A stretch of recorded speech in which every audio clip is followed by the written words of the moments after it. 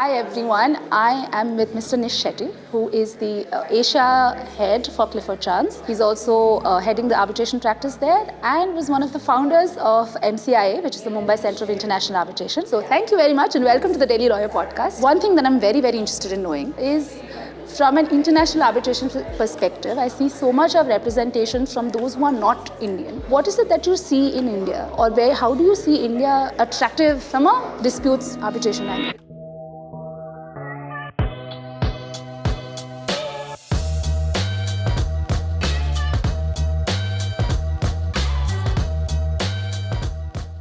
I think there's a difference between me and a lot of others who may now be interested. I've been doing India-related disputes for a very long time, but of late, I think if I could sum it up in one word, it's opportunity. The geopolitics is playing out such that I think the capital flows into India are going to be exponential to what they were in the last 10, 15 years. So when the capital does flow into a country, one of the first questions that the investors will ask is, how am I protected?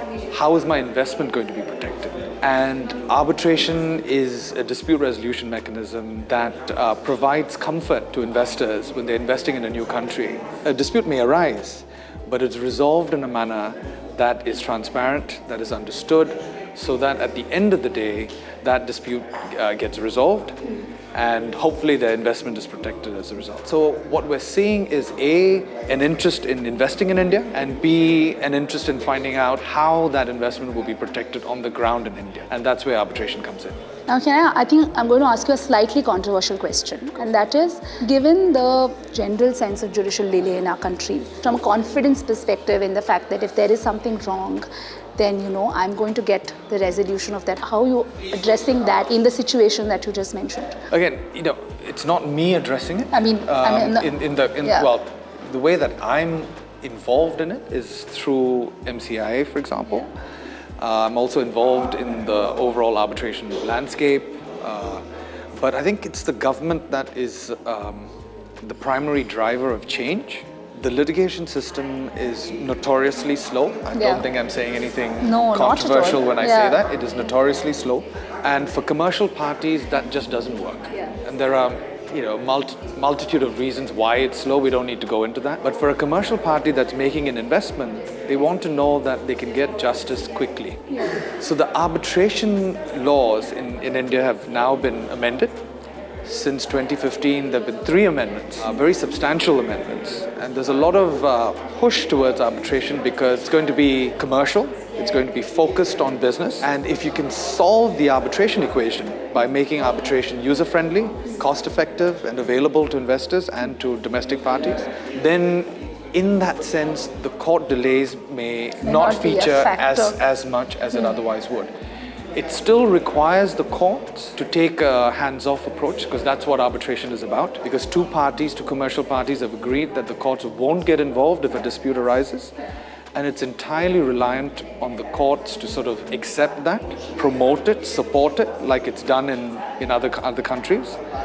And if the court can play that supportive role, and we're seeing more and more of that, then I think you've got a really good mix of a dispute resolution process that works, but also a court system that supports that dispute resolution. And is that a trend that you're seeing in our country? Do you see that trend rising? I do. I see it at a few levels. First, it was the amendments to the law. Although, strictly speaking, India has the same laws as many other countries do, which is the 1996 Arbitration Act. The problems that India has faced for about 2 decades after 1996 has been in the implementation of that law. True.